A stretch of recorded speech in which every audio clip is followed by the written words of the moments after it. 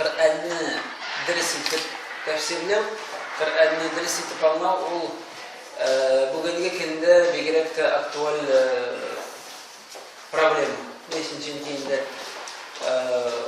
umuman Rossiyada bolan makallarni bizning boshqalarımızda iyul ayında bolan hallarni barımızda bilib turamiz. Hem de endi şu hallarning, şu voqealarning sebeplerinden birisi o da olsa dinni, Kur'an'ni, tefsirini, hadislerini ders etip anlatmao, nimdedir radikal qarashda bularga anlatma bilip, halkka geliştiriyor.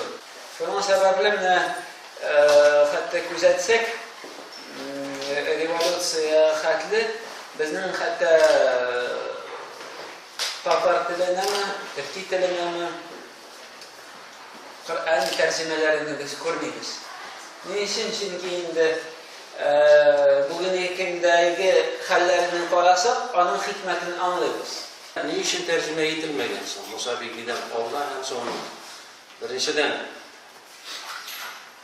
Tatarlar medresede Kur'an'ını bek yaxşı Arap tilini öğrengenler, şuna göre onlar tüp nüskada okuganlar hem onlar dürüst işlegenler.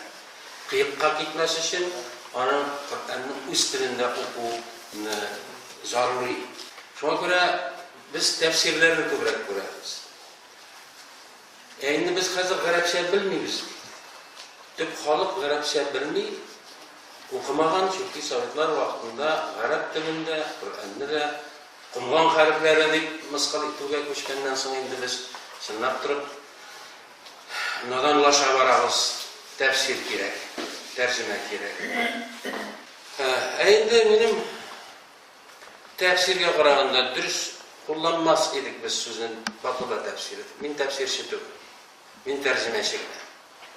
Min 15'ler, 20'ler başka aktörlerden tercüme ettim onların tefsiri boyunca. Arap dilini bilmeyse niye Kur'an'ı tercüme ederge alındım deyiciler. Dürüst eydiler. Çünkü Arap dilini mükemmel bilgenler Tatar dilini mükemmel bilmiyorlar. Onlar tercüme etken Kur'an'ı Tatar anlamıyor, Tatarça yazılgan olsa da. Şimdi mükemmel 8'er yılda Arapçada okup mükemmel Arapçanı bilgen kişiler hem mükemmel Tatarçanı bilgen kişiler tefsir yapsa, bin bu tefsirden başlardan.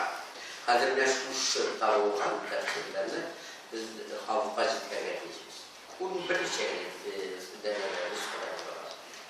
Yapılmasa bu nüshalarına hazır şu dereceler olan anı biz üzerimizden ziyalılarımızla da üzerimizden sınırlarına bulunabilir derecesinde yapıyoruz. Yemek şu tefsirlerini biz mümkün farklı yanmadan ağırını bastırıp çağırıyoruz. Bizim maksatımız şu. Biz köbürek neyini tefsir bu baştan Arap dilinde izleyiriz. Ama neyini antropajaramayız. Ne bulsa da en birinci şarapta dinimiz tuttuğu Peygamber Aleyhisselam zamanında kilse de ikinci Dulkın Buhara arkalı. Hazırda Uzbekistan, Uzbekistan, Tacikistan jirler arkalı gelen. Şu an kadar Uzbekistan belki Tatar tefsirlerin liderine Arap dilinde değil, Farsça dilinde Taşkent'te olsun, Samarkand'da olsun, Afganistan'da olsun, şu şekilde izlerge gerektir. Türkiye'de gene değil. Arabiyet efendine kadar, mine kadar, başka hazretlerinin tefsirleri bu mümkünde uz rolün müteaddiler. Tatarşa mağnada Kur'an'ımızın mağnaları tarafından Allah başka. Ama bu mümkünde biz şu Kur'an'ın tuğlasınca mağnasını halden kelgen şey işte olsa ki bulgan Kur'an tefsirine muhtaçız. Bu dini nazaratına kanatı gayrimlekler değil. Devlet işi. Şişin devleti tarafından eyde bastırabız diyen tülevşiler var. Tatarstan'da bu devlet Tatarlar tülevşiler yok. Ne bizden neler Tatar'ın belesi şuşunda ne bilen tefsir beyan bu işine değil. Beylerceğin bu işine değil. Tatar'ın belesi şunda. Tatar varsa ilene, Rus varsa şirke usulü.